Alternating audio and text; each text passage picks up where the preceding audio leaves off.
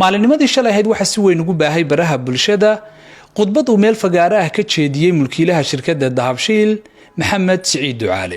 hadalka dahabshiil ayaa doodo kala duwan ka dhex abuuray mucaarad iyo muxaafid bulshadii Soomaaliland waxaana si weyn loogu falanqeeyay dhinaca baraha bulshada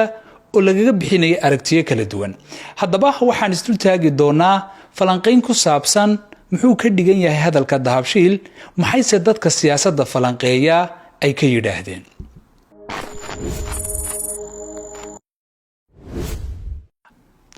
ugu horreyn waxa ay ahayd shalay markii ugu horeysay ee taariikhda inta la og yahay la arko dahabshiil oo ka hadlaya siyaasad waana arinta xiisaha gaarka u yeeshay hadalkiisu waxa uu ku soo beegmay waqti 2 maalmood oo kaliya ay ka harsan tahay bilowga ololaha doorashada Soomaaliland ee la filayo inay dhacdo bisha November ee fooday nagu soo haysa waa xilli kala riixashada bulshadu ay marayso halkii ugu sareysay kelmad kasta oo uu yiraahdo qof mas'uulina ay saameyn ku yeelan karto doorashooyinka soo socda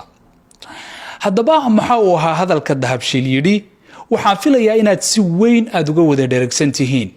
ama aad daawateen inkasta oo qaybo la soo jarjaray curubyo koobkooban oo kaliya la baahinayay dahabshiil waxa uu sheegay hadal u muuqda inuu si cad u taageersan yahay madaxweyne biixi oo uu jecel yahay in dib loo soo doorto kaliya maaha inuu jecel yahay in dib loo soo doorto waxa uu sheegay inuu kula shaqayn doono garabna taagan yahay madaxweynaha oo isla goobtii uu khudbadda ka jeedinayay oo ahayd madaxtooyada dhexdeeda fadhiya aan daawano qaybtii ugu muhiimsaneyd hadalkii dahabshiil ee shalay saameynta weyn ku dhex yeeshay Soomaalida iyo Somalilandba waxay ku timi nabadda iyo dawladda uu hogaaminayo madaxweynaha maanta jooga ee markii horena marba meel soo joogay qayb buu ka qaatay nabadda iyo quruxda maanta jirta madaxweyne annagu waxaanu leenahay waxaan jecelahay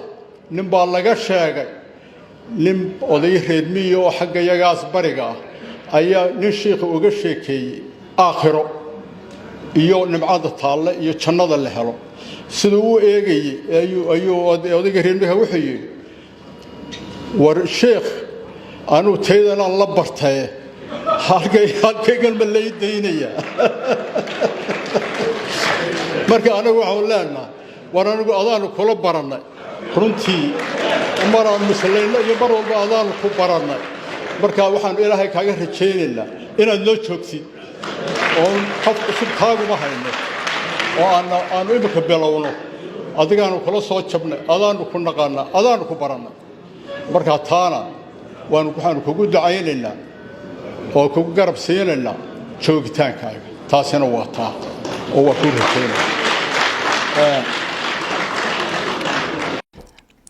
intaa kadib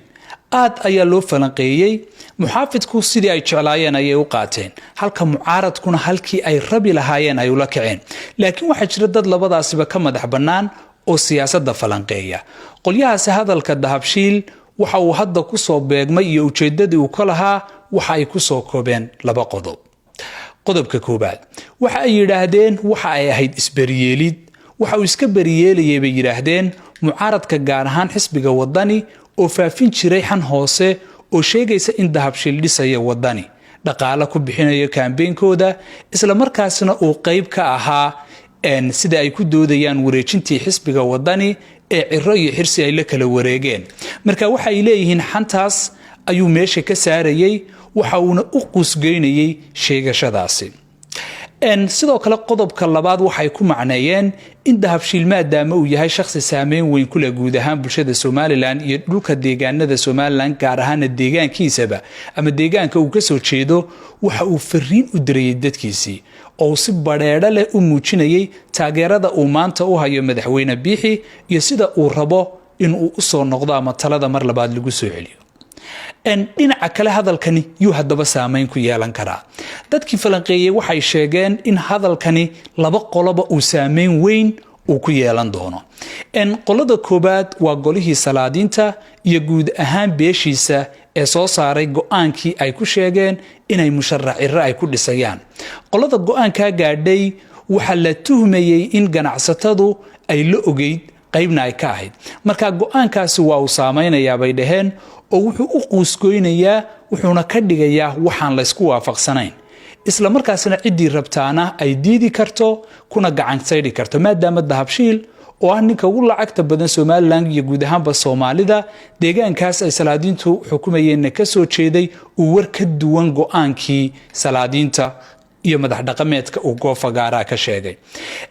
qolada labaad waa mucaaradka gaar ahaan xisbiga wadani oo la tuhmayay in dahabshiil dhisayo ama gacan saar la leeyahay gudoomiye xirsi oo ay meel qaraabe ka yihiin gudoomiyaha iyo xisbigiisana waxay ka saaraysaa tuhunkii iyo sheegashooyinkii jiray marka la isla dhexmari jiray sidoo kale waxa jira qodob xiiso badan oo aanay dadku dhaadin ama aanay aad u falanqay laakiin aniga shakhsi ahaan aad ii soo jiitay hadalka dahabshiil waxa ku jiray weeraro u dhignaa ama aan istillo ama aan heshiino waxaan jecel lahay inaad adiga oo aan kula qabsanay aad soo noqoto hadalkaasi waxa uu muujinayaa in madaxweynaha talada hayaa uu ganacsatada ku adadka oo aanu ahayn nin gorada u laalaadiya markaasi oo waxna ku diidi jiray waxna ka yeeli jiray runtii waana wax ku cusbaa siyaasadda Soomaaliland inta badan ganacsatadu siyaasadda saameyn weyn iyo awood weyn bay ku leedahay ugu dambeyn dahabshiil maaha qof caadi ah ama shakhsi hadalkiisa la maqlayo lana iska dhaafayo waa nin hadalkiisu saameynaya doorashada natiijada doorashadana saameyn weyn ku yeelan kara sidoo kalena beeshiisa oo qaybo kamid ah go'aankii salaadiinta kadib u arkeen in la kala tagay madaxweynaha iyagu waxay u qaadan karaan dareen